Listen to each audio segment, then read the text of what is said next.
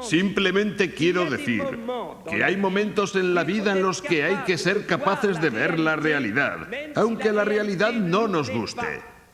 El hachís forma parte de nuestra cultura. Yo fumo hachís. Yo fumo hachís y no quiero que nadie me lo prohíba. No les pido que fumen hachís, hagan lo que quieran, pero déjenme a mí la libertad de hacer lo que yo quiera. La lucha contra la droga ha fracasado completamente.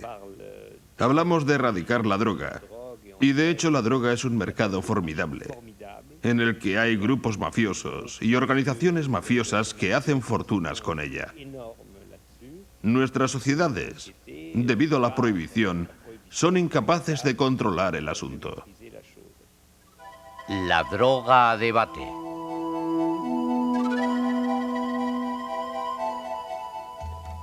La guerra de la droga. Ángeles del infierno contra la máquina del rock. Miles de millares de dólares. Los cuerpos antidroga lanzan su ofensiva. Dentro del dopaje. La lucha contra la droga es un inmenso fraude. Es el más grande de todos los tiempos. En términos económicos, es la segunda actividad en el mundo. Hay mucha gente bien. Funcionarios, personas implicadas en el tratamiento de los drogodependientes, que de hecho son ladrones. Se aprovechan de la lucha contra la droga. Se burlan de los toxicómanos. Lo que les importa es el dinero.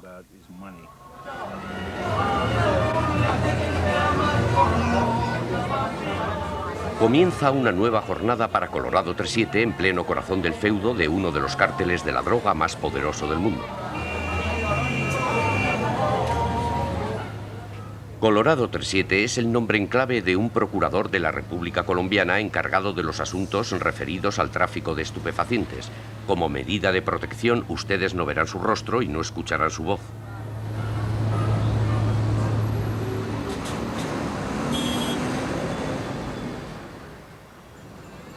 En Colombia, el poder de los cárteles, la criminalidad y la corrupción envenenan las frágiles instituciones democráticas del país.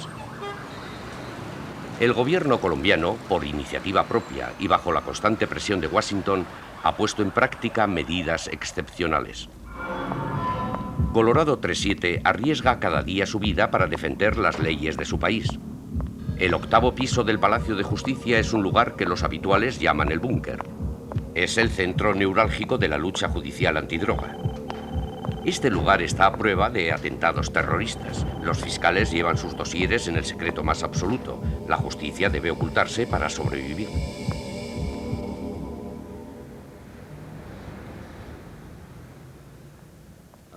Entonces, como usted sabe, señora juez, cuando se hace la historia de las drogas en Canadá, finalmente nos damos cuenta de que las primeras leyes sobre drogas fueron adoptadas por el gobierno federal, fundamentalmente por razones racistas, xenófobas.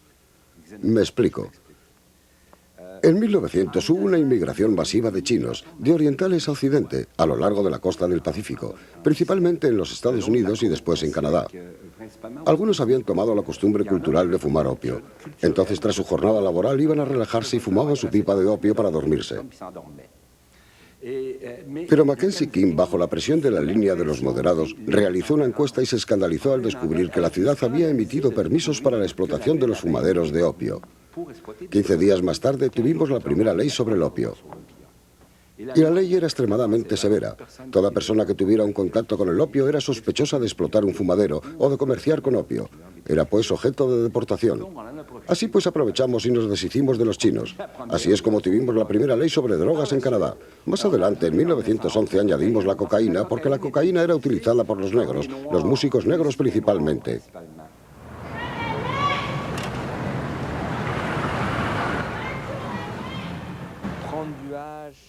Fumar hachís, fumarse un porro, consumir cannabis, todo ello nunca ha creado grandes problemas.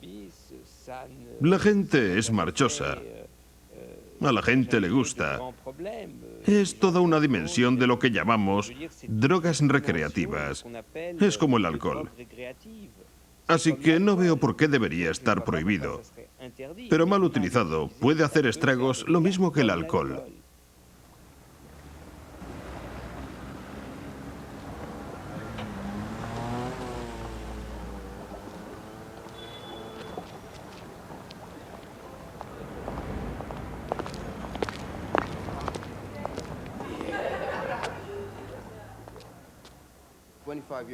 Los coffee shop existen en Holanda desde hace 25 años.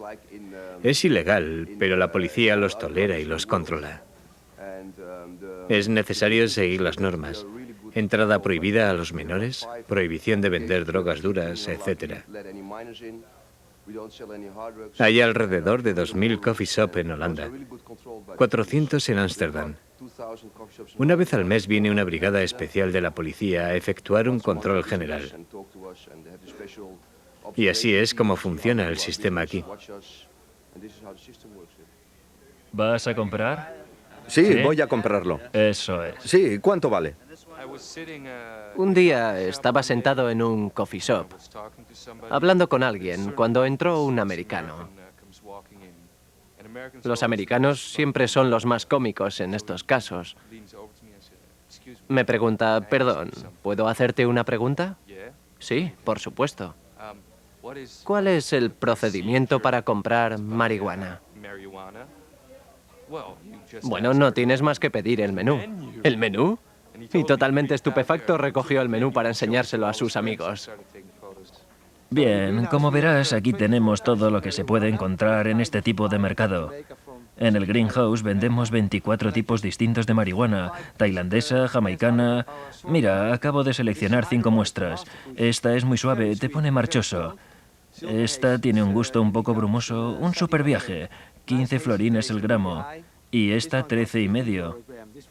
Tenemos absolutamente todo lo que se puede encontrar.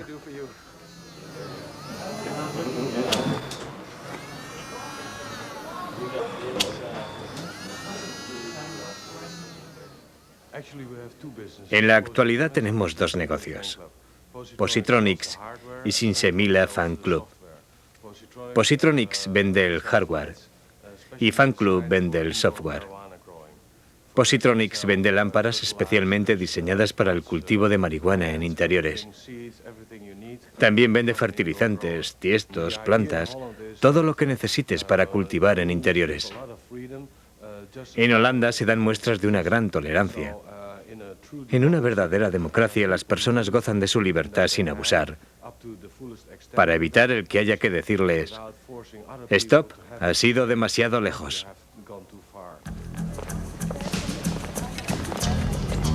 Las leyes prohibicionistas en cuestiones de drogas no son aplicadas en todas partes con el mismo celo. De hecho, ninguna ley en el mundo es objeto de tanta disparidad. En un gran número de países europeos, el consumo ha sido descriminalizado. En América del Norte aún es garante de penas de cárcel. Y en ciertos países islámicos o ciertos países de Asia, el usuario se arriesga a la pena capital. En Colombia, no son los consumidores quienes ocupan las jornadas de Colorado 3-7. Son los traficantes cada día más numerosos.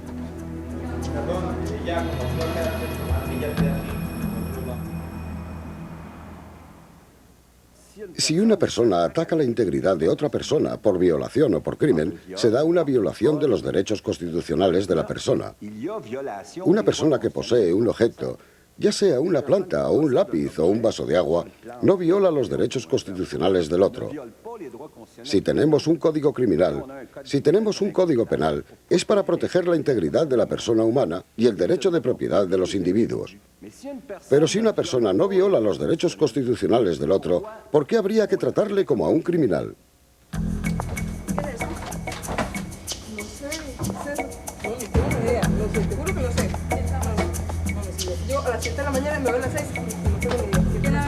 Para Colorado 3-7, el consumo de droga es la fuente de todo el problema. Está convencida de que mientras haya consumidores dispuestos a pagar, habrá cárteles para producir la droga y traficar.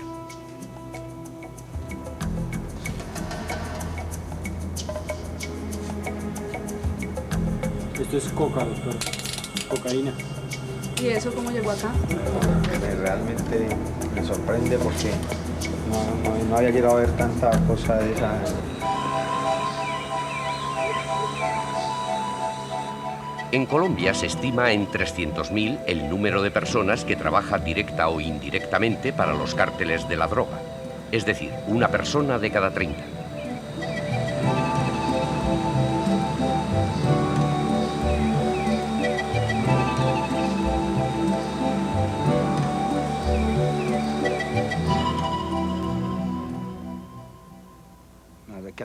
Con 14 años yo era el camello del colegio, como se dice.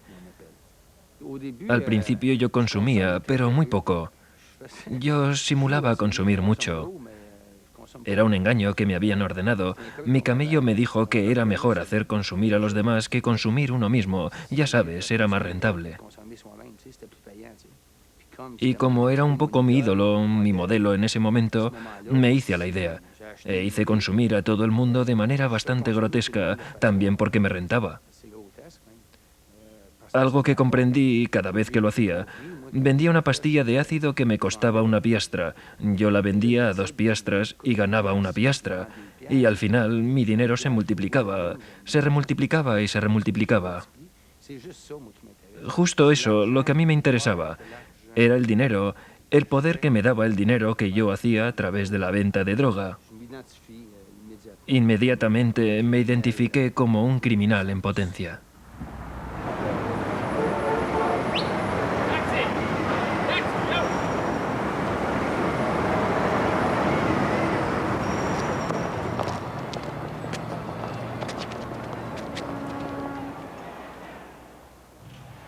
¿Sabes? Pasé 25 años como agente secreto. Al principio creí realmente en ello y después lo critiqué abiertamente. Dios mío, viví una existencia como la de James Bond. Viajé de país en país. Conduje todo tipo de vehículos de lujo. ¿Te lo puedes imaginar? Tuve una cuenta corriente inmensa. Podía vivir cualquier fantasía que quisiera, cualquier fantasía que quisiese soñar, a condición de que formara parte de la lucha contra la droga. ¿Qué tipo de vida es esta? Esa gente sigue haciéndolo. Para mí era un poco más complicado porque tenía un hermano adicto a la heroína y después una hija enganchada al crack. Pero yo creía que hacía lo correcto. Realmente creía que combatía las drogas y a la vez vivía una excitante y desafiante existencia.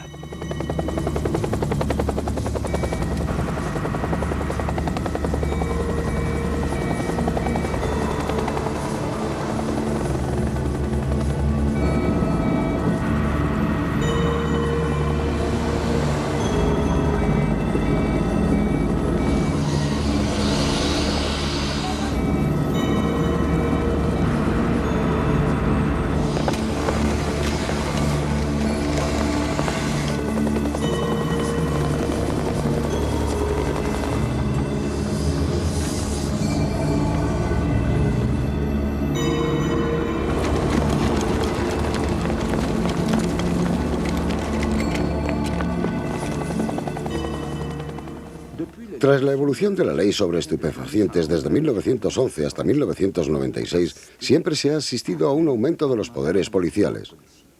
Y cuando finalmente se mira a nuestro alrededor, yo hace 25 años que trabajo el derecho criminal, me doy cuenta que ahí donde más abusos se dan, donde más abusos contra los derechos de la persona es en materia de estupefacientes. Al hablar de abuso, hablo de pesquisas abusivas, de registros abusivos, hablo de cantidad de cosas como estas que hacen los policías. ¿Por qué? Porque nunca son castigados finalmente por los tribunales. Porque las leyes sobre drogas les permiten hacer no pocas cosas. Y sobre todo porque es rentable. Es muy rentable para ellos. Muy rentable para los policías. Es una industria. Se puede hacer toda una carrera finalmente formando parte de la brigada de estupefacientes porque con la información de los medios, estas personas son vistas como salvadores. Finalmente se les presenta como los salvadores de la humanidad que combaten el mal. Se diría que toda sociedad necesita una lacra. Toda sociedad necesita un demonio al que combatir, y en el siglo XX es la droga. Necesitamos un enemigo para que el complejo industrial militar se mantenga poderoso. Una excusa para justificar el negocio. La Armada no tiene a Rusia para luchar. Ya no hay Guerra Fría. La CIA, que tiene un presupuesto de 30.000 millones de dólares, ya no tiene un enemigo. ¿Qué hace? ¿Echar a la gente? No. Se inventa un nuevo enemigo. La lucha contra la droga. Las leyes contra la droga hacen mucho más daño que la droga misma. En Canadá, el año pasado, se acusó a alrededor de 40.000 individuos por asuntos referidos a drogas ilícitas. 33.000 de ellos acabaron finalmente ante los tribunales y fueron objeto de sanciones penales. Y bien, el 60% de ellos, 18.000 o 20.000, estaban acusados por delitos relacionados con cannabis, que es con diferencia la droga menos nociva. El 60% de estos estaban acusados de simple posesión de cannabis. Así que, como ve, en el fondo nuestros tribunales están ocupados, si me lo permite, en asuntos insignificantes. No solamente se ocupa el tiempo de los tribunales, sino que, contrariamente a lo que muchos de nosotros pensamos, los hay que son realmente encarcelados. Y hay que recordar que actualmente en Canadá, y fuera de Canadá no es muy diferente, el costo de un día en la prisión es menos interesante. Por ejemplo, en Burdeos es alrededor de $175. En Canadá, la mayoría de los procesos por lo criminal, el 60% de la población carcelaria y el 70% de la criminalidad en las ciudades están directamente unidos a los estupefacientes. Pero son los pequeños traficantes quienes acaban en la cárcel. Sabemos que los grandes capos son lo suficientemente poderosos como para no dejarse coger.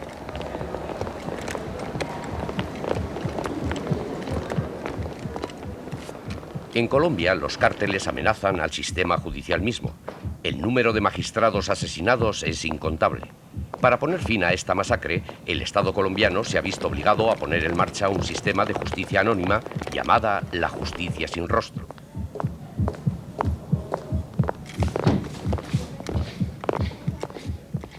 En los casos referidos al tráfico de estupefacientes, los fiscales realizan sus interrogatorios tras espejos sin tinte.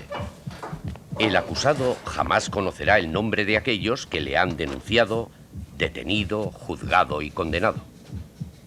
Más vale, dice Colorado 3.7, un fiscal sin rostro que un fiscal muerto. Todo esto para evitar las amenazas y la corrupción.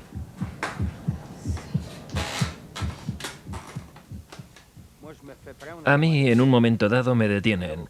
Mi abogado, el abogado que se me envía, yo no lo conocía, me dice que no me preocupe, que él me saca de ahí. Yo le digo que no tengo dinero. Él me dice que alguien se ha ocupado ya. Es él mismo quien se ha ocupado. En ese momento yo no sé quién es, pero lo descubro bastante rápido. Es él mismo quien se ha ocupado. Es un abogado que trabaja en el negocio, que en ese momento forma parte del crimen organizado. Él corre con los gastos para sacarme de prisión. Mi fianza está pagada, excepto que, inmediatamente después, este abogado me instala en un apartamento y mi precio a pagar es participar en las operaciones que él me indicaba. Operaciones de importación de cocaína, tráfico internacional, blanqueo de dinero, es decir, llevar dinero a Quebec, en ese momento Perú, a América del Sur, y bueno, traer la mercancía. Encargarme del transporte de la mercancía a la vuelta, etc.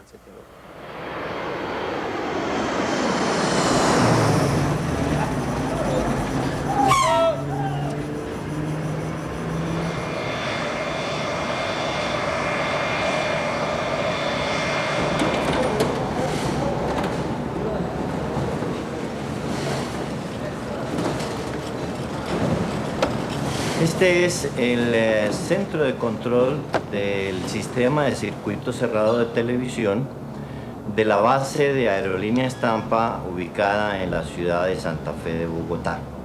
Este sistema está integrado por 30 cámaras de televisión por el sistema de fibra óptica. El sistema en su totalidad está interconectado con mi oficina en Medellín y con la oficina de seguridad Tampa en Miami. Por un sistema manejado a través de un robot vía satélite, los operadores de Miami pueden asumir el control de las cámaras de la ciudad de Bogotá y de esta manera las autoridades americanas pueden inspeccionar cualquier parte que ellos deseen hacerlo desde la ciudad de Miami.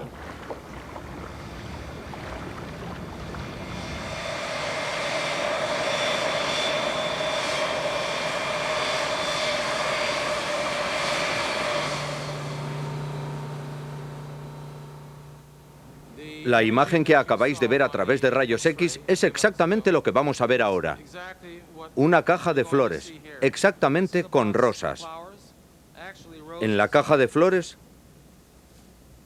encontramos un paquete con 1 kilo de narcóticos escondido entre las flores. También encontramos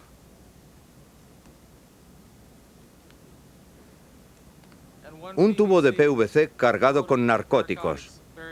Actualmente es uno de los métodos favoritos para transportar narcóticos a los Estados Unidos y, de hecho, un sistema utilizado en todo el mundo. ¿Se puede interceptar toda la droga que está siendo ilegalmente importada a los Estados Unidos? La respuesta es no. De hecho, no es nuestro objetivo. Procuramos ser realistas en la lucha contra la droga. Tratamos de utilizar nuestro potencial humano, nuestro equipamiento, nuestras competencias y nuestra inteligencia enfocados en el área en la que podemos producir mayor impacto. Las agencias de lucha contra la droga no cuentan más que con ellas mismas. Cuando yo comencé en 1965, era un agente secreto del gobierno de los Estados Unidos. Había 2 agencias luchando en la guerra contra la droga: las aduanas americanas y la Oficina Federal de Narcóticos. Cuando me retiré en 1990, había 53 agencias federales en los Estados Unidos en lucha antidroga, cada una con un presupuesto. Y el problema era 1000 veces peor. Al cabo de los años, pasamos de 2 a 53 agencias. Pasamos de un presupuesto de 10 millones a un presupuesto de 17.000 millones de dólares. Y el problema está peor que nunca. Entonces, ¿de qué sirven las agencias? De nada. La otra parte de este increíble fraude es que mientras estamos intentando parar las drogas que llegan desde Colombia y otros países, al mismo tiempo protegemos a los grandes traficantes en esos países. Resulta que América es el segundo productor, tal vez el primero ahora, de marihuana. Los químicos americanos son los mayores productores de cocaína. Ellos hacen la metanfetamina en los Estados Unidos. La industria local de la droga es inmensa en los Estados Unidos. Las hipótesis más serias que han sido pronunciadas, por ejemplo por Nadelman, el historiador americano que es justamente antiprohibicionista, manifiestan que ellos necesitaban una nueva causa y que esta causa era moral. Ellos fueron el soporte militar de una victoria del mundo, si se quiere, occidental contra Hitler. Y fueron muchas las ayudas económicas que se tendieron a Europa. Y he aquí que ahora ellos son los jefes de un nuevo orden moral. Así es como lo ven. Los americanos lanzaron la batalla contra la droga y han perdido la guerra. Entonces espero que la clase política influyente tenga la fuerza para reconocer su fracaso y, por tanto, desarrollar otra política. Hay cantidad de gente en América, comisarios de policía, responsables de las policías de las grandes ciudades, economistas como Milton Friedman, que dicen: de todas formas, no podemos ganar este tipo de guerra. La lucha contra la droga no funciona. Si tuvieras a tu agente financiero invirtiendo tu dinero de la misma manera, lo perderías en poco tiempo. Pero el pueblo americano y el pueblo canadiense son víctimas de políticos realmente malos. Verdaderos líderes mediocres, líderes que tienen miedo a decir la verdad. Que esta lucha contra la droga es un fraude, no funciona. Todo es una cuestión de dinero, cuestión de un gran negocio, de transferencias bancarias. El pueblo americano y el canadiense está siendo robado por líderes verdaderamente mezquinos.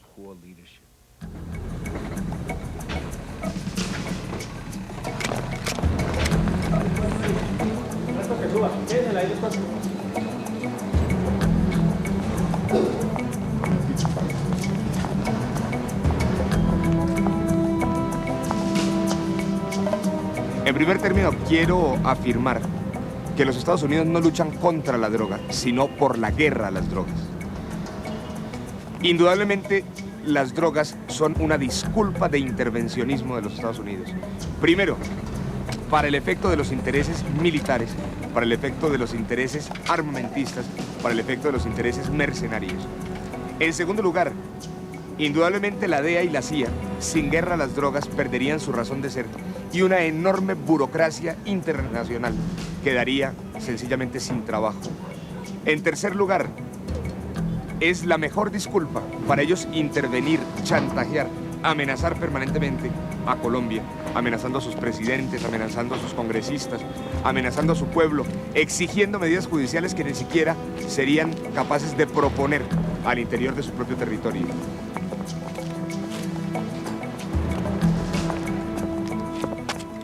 Colombia figura en una lista de una treintena de países que los Estados Unidos vigilan de cerca en su lucha contra la droga.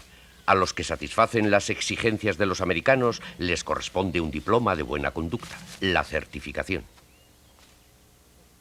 La certificación es, para Estados Unidos, una manera de decir a un país, somos socios. Estás haciendo todo lo que puedes para ayudarnos en la lucha contra la droga. Somos socios en la lucha contra el tráfico de drogas. Nada que ver con la realidad. Como resultado de una certificación, eres candidato a los dólares americanos en forma de ayudas, en forma de dinero para la lucha antidroga.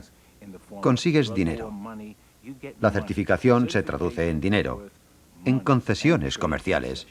Y si no te certificamos, y eres un país en desarrollo, como Colombia, como México, pierdes el dinero.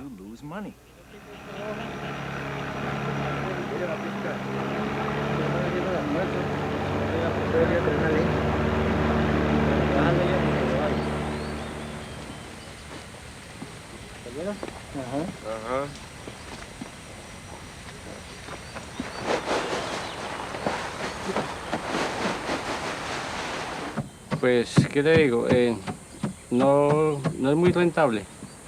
En un tiempo fue rentable, cuando no había tanta persecución. Ahorita hay mucha persecución del mismo gobierno, o sea, del ejército y la policía.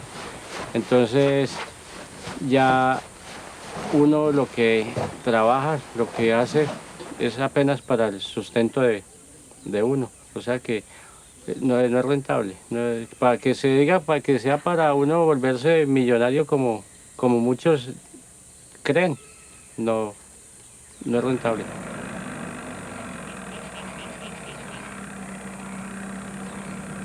El kilo de cocaína sale de Colombia a un valor de $1.500.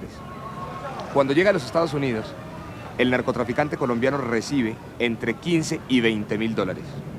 Cuando ya llega a su valor final agregado, cuando se distribuye impunemente en las esquinas de las ciudades como Nueva York, Chicago, Washington, cada kilo constituye 160.000 dólares.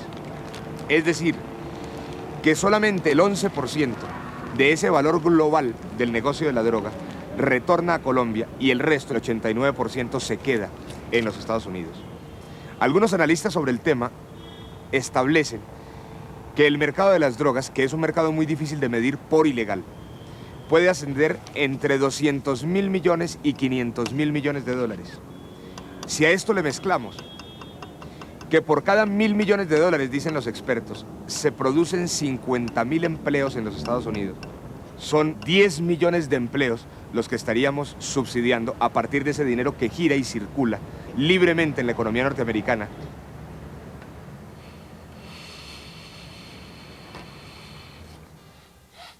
El negocio de la droga es el segundo más grande del planeta. Está inextricablemente unido a la economía legal. Expertos como Michel Chossudovsky afirman que si América dejase de comprar drogas mañana, causaría una crisis financiera. Según una estimación de las Naciones Unidas, la actividad criminal representa algo así como 1.000 billones de dólares al año. 1.000 billones de dólares al año. Una cantidad muy superior a los ingresos combinados del 40 o 50% de toda la población mundial. Una cifra muy importante.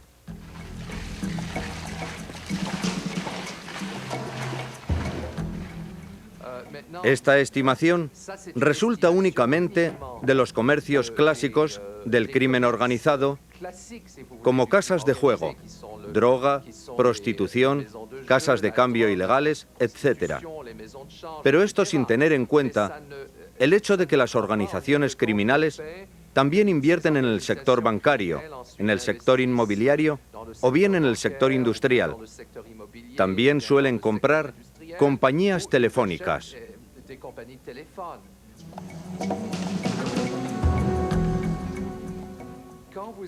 Cuando sufren los ajustes estructurales propuestos por el Fondo Monetario y el Banco Mundial en nombre de los acreedores, que son los clubs de París y de Londres, se observa a menudo una baja consecuente en las exportaciones legales y, en consecuencia, la balanza de pagos de ese país está en crisis, porque ya no se tienen las divisas necesarias para reembolsar el servicio de la deuda. La medicina económica conlleva una crisis de la economía legal. Seguido a este derrumbe de la economía legal, se instala una economía ilícita, reemplazando la economía legal como principal fuente de divisas extranjeras.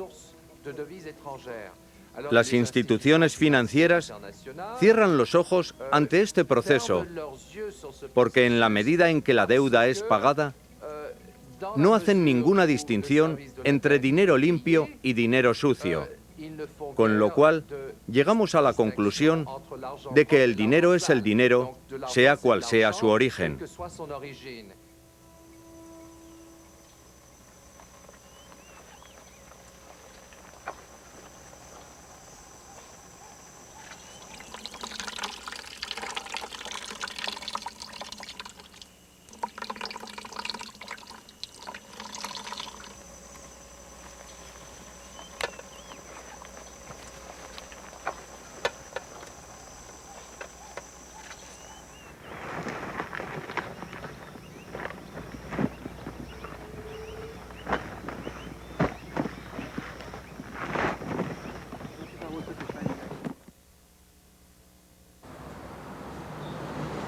Para ver si nos envían un perito químico para la diligencia que estamos adelantando en el 720 reconocido.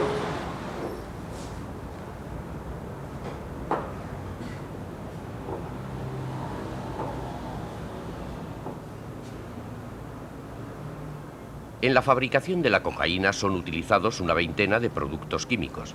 Estos productos son objeto de un tráfico internacional muy lucrativo en el que están implicadas compañías americanas y europeas de gran renombre. Alemania está considerada el eje de este tráfico. Este último de acá nos descarta o nos diferencia entre cocaína y heroína. Entonces estas cuatro primeras tenemos cocaína, estas tres tenemos heroína.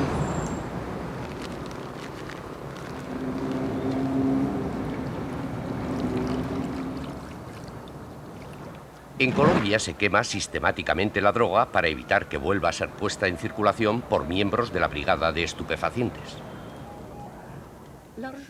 El dinero que se puede conseguir con la droga hace que los policías que, por ejemplo, tienen un contacto extremadamente frecuente con la sustancia y que tienen posibilidad de revender las drogas aprehendidas, lo hacen. Perdón, algunos lo hacen. Aún hay mucha corrupción entre el personal penitenciario, por eso entra droga en las cárceles. El personal permite que entre. Se cobra un buen porcentaje por dejarla entrar, hacerla entrar o por venderla. Esta corrupción es importante, es grave y desprestigia en el fondo el sistema penitenciario y el derecho penal. Se ríen del derecho.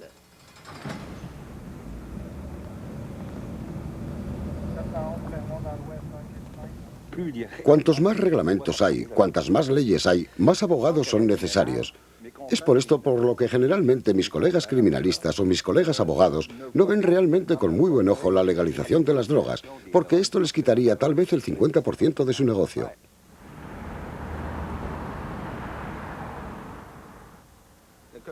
La corrupción existe en ambos sentidos. Voy a poner un ejemplo. Yo en un momento dado soy detenido y hago frente a una sentencia de 3 a 5 años de cárcel. Bien, salvo que mi abogado, que es el mismo que tenía, el primer abogado que tuve, de hecho, el mismo que me inició en el tráfico internacional. para pagar sus honorarios, me encargó un trabajo. El mismo abogado me dijo: escucha, juego al golf el domingo con el juez que te sentencia el lunes por la mañana. Si tienes 20.000 piastras, podríamos arreglar algo. Yo le pregunto: ¿arreglar qué? Él dice: voy a conseguirte otra sentencia suspendida. Y efectivamente, el domingo vamos a jugar al golf con el juez en cuestión y tranquilamente se le da un sobre al juez. El lunes por la mañana tenía 3 años de sentencia suspendida. Yo pagué 20.000 piastras para comprar 3 años.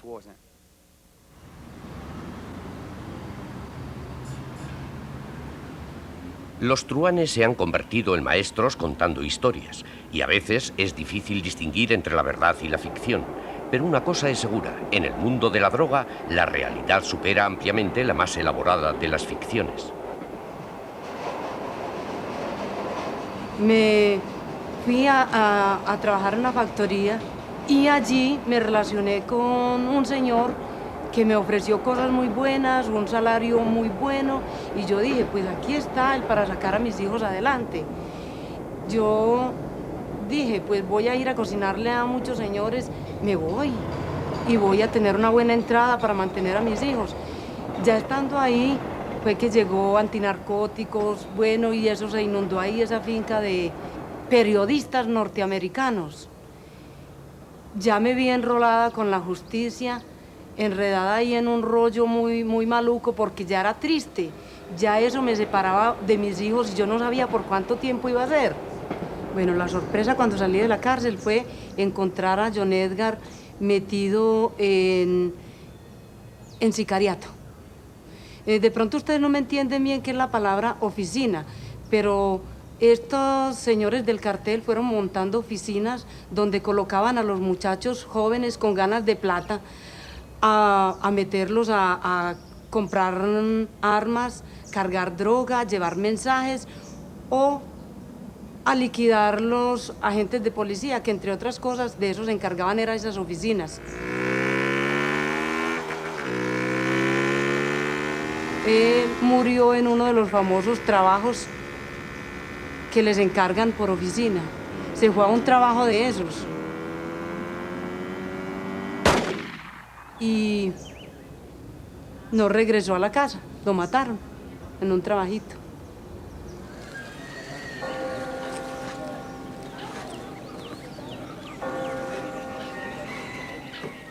Dentro de mi familia fue mucha la pérdida que tuvimos, porque pues sin contadero de mis sobrinos, la mayoría entre los 15 y los 20 años, todos faltan ya no están con nosotros. Y dentro del vecindario no encontramos una familia a nuestro alrededor que no haya sentido ese dolor, esa tragedia, esa violencia.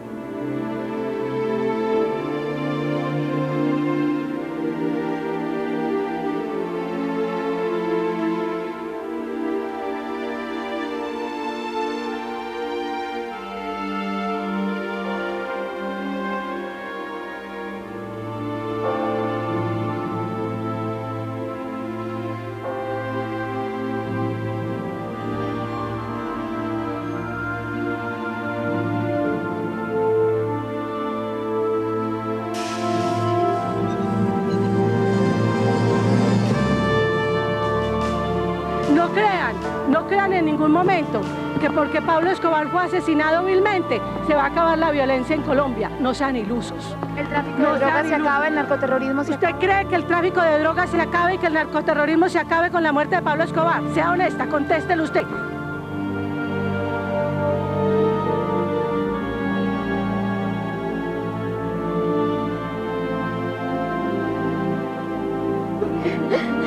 A ver, pase, mi amor, pase.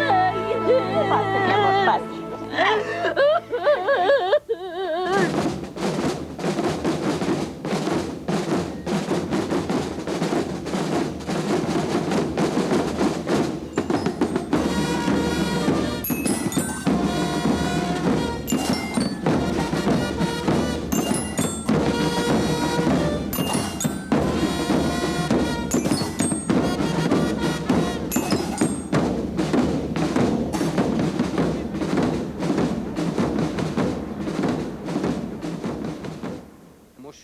Yo en un momento dado me convertí en lo que se llama un colector.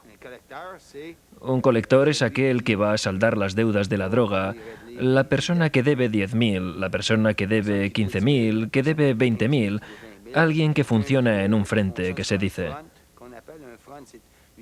Un frente es una avanzada. Ahí haces que una organización te adelante una cantidad, un camello, bueno, tú pagas al cabo de la semana o al cabo del mes, dependiendo del trato que hagas. En un momento dado debes una cantidad de dinero. Yo voy donde usted, voy a la colecta. Soy yo quien recolecta. Esto es rotura de piernas, rotura de brazos, rotura de cara. Ahí dentro he visto asuntos feos, seguro que a causa del sistema de distribución, porque no puedes dejar a alguien que no pague y salir bien parado. Es necesario que hagas de él un ejemplo, ¿sabes? Lo que hace que se recojan personas reventadas, bastante mal paradas, rotas en 1000 pedazos. Y los hay que ya no sienten nada hoy en día. Hay personas ahí dentro que son eliminadas. Porque en un momento dado, cuando se hace este tipo de trabajo, si se le puede llamar trabajo, cuando haces este tipo de trabajo aquí, es tu sustento. Serás reconocido por el grado de repugnancia con el que seas capaz de operar.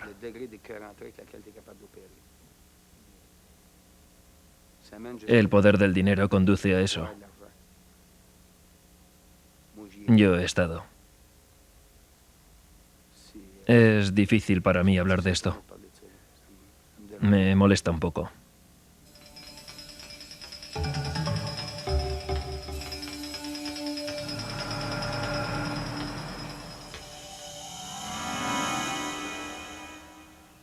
Cuando me vi en una posición en la que realmente podía hacer daño a personas poderosas, cuando pude, les puse la mano encima a los mayores traficantes del mundo. Fue en ese momento cuando comenzaron mis problemas. Comprendí que estaban protegidos por mi gobierno. Eso me volvió loco y decidí contarlo todo. Los mujahidines en Afganistán eran y son los traficantes de heroína más poderosos del mundo. Pero luchaban contra los rusos, así que se les protegía. Manuel Noriega era un notable traficante durante decenios, pero también estaba empleado por la CIA. Entonces, en tanto que él siguió las directrices, pudo continuar con su tráfico. Yo trabajé en una investigación para descubrirlo, pero el Departamento de Estado y la CIA la bloquearon. Otro ejemplo. Yo estaba en Bangkok, en Tailandia, durante la guerra de Vietnam. Yo era una amenaza para los grandes caids del sudeste asiático. Mi misión fue suspendida, ya que estos traficantes de heroína trabajaban para el Departamento de Estado americano y la CIA. Esto no se le dice al pueblo canadiense o americano, cuyos impuestos financian esta guerra.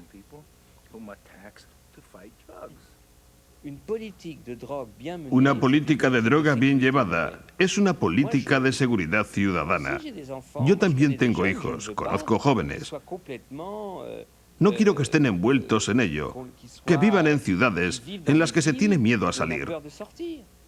Pero una de las razones de la inseguridad ciudadana es esta política completamente loca, que justamente obliga a los toxicómanos, obliga a la gente a robar para poder sobrevivir. Yo he ido muy lejos en este asunto porque en un momento dado caí en una trampa y mis consumos aumentaron de una manera vertiginosa. Empecé a chutarme y me metía de todo. No se tenía nada. Una vida humana para mí no valía nada. Una mujer era como una vaca y estaba hecha para la prostitución. Traía dinero. Y la otra era una yonki y estaba hecha para chutarse y pagarme su dosis. Ya no había nada que valiese algo. No era más que la mierda de 20 piastras. Luego 20 piastras, 20 piastras. Me han llevado a cumplir casi 4 años de prisión. Acabo de salir no hace mucho. Después de todo esto, porque me ocupo de un búnker y luego aquí, en este lugar, funcionan las prostitutas, traen clientes y aquí se le vende coca al cliente porque las prostitutas les dicen que quieren tener coca. Esto hace que los muchachos compren coca para la prostituta creyendo que van a ser mejor tratados. Todo forma parte del juego. Luego, en un momento dado, hay algún cliente que no quiere pagar. Vaya, le faltan 20 piastras.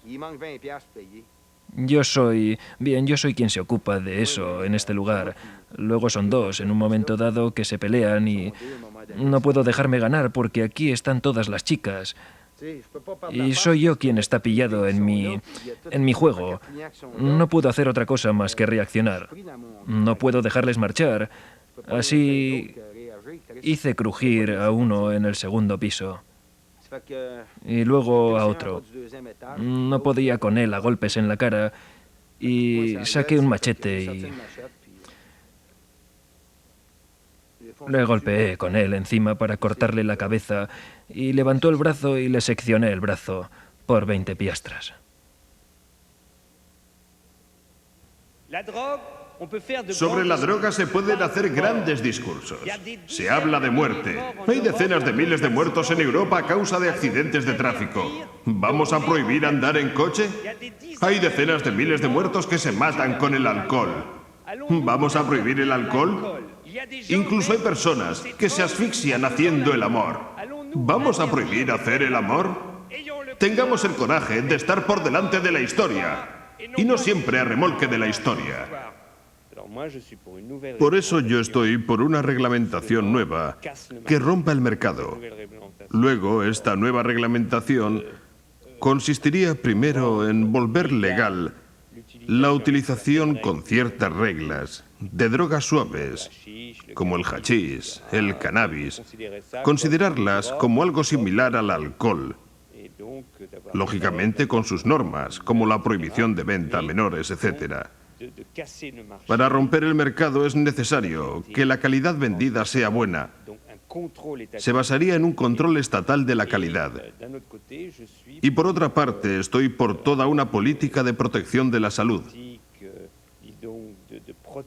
de reducción de riesgos sobre las drogas duras, con la posibilidad bajo control médico de suministrar heroína a los toxicómanos, etc.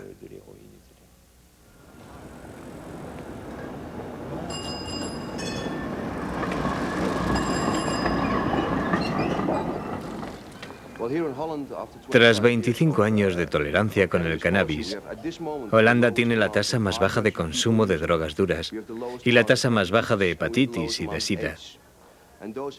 Otros países examinan nuestra política y copian nuestros programas de intercambio de jeringuillas o nuestros programas de metadona. Pero los coffee shop aún no.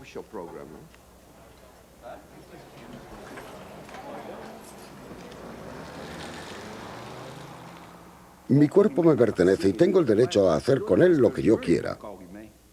El único límite razonable es no violar la integridad de la persona y de no violar el derecho a la propiedad. Por lo demás, es una cuestión moral, es una cuestión de elección de salud. Las personas tienen el derecho de gestionar sus cuerpos y la naturaleza se encarga de recordarles cuando cometen errores. Yo no creo que se deba criminalizar a los ciudadanos por utilizar sustancias. Punto final.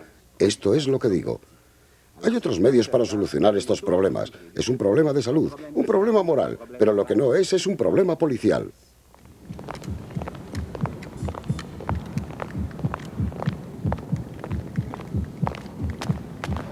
Hay que legalizar la droga porque es la única forma de disminuir su consumo, de evitar la corrupción que genera, de disminuir la violencia que genera y porque es fundamentalmente la forma de quitar un instrumento de intervención de países poderosos en países de América Latina. Indudablemente llevamos más de 80 años de prohibicionismo en el mundo. Y la única realidad es que hoy contamos con muchos más consumidores sobre el planeta, con una mayor corrupción y con una mayor violencia. Creo entonces que después de 80 años la evaluación es desastrosa y por lo tanto nosotros no podemos perseverar en el ejercicio del prohibicionismo. Es evidente a través de experiencias como la del prohibicionismo del alcohol en los Estados Unidos que definitivamente los problemas de la conducta humana, los problemas del alma de los seres humanos no pueden tratarse con represión, es decir, que al corazón de los seres humanos no se le trata ni con policías ni con jueces.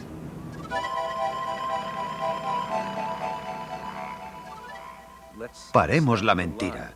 Detengamos un sistema que aboca en más adicción. Un sistema que acaba con muchos muriendo en las calles. Un sistema que crea más crimen. ¿Todo esto para ganar votos? No. Creo que ha llegado el momento de que esto cambie.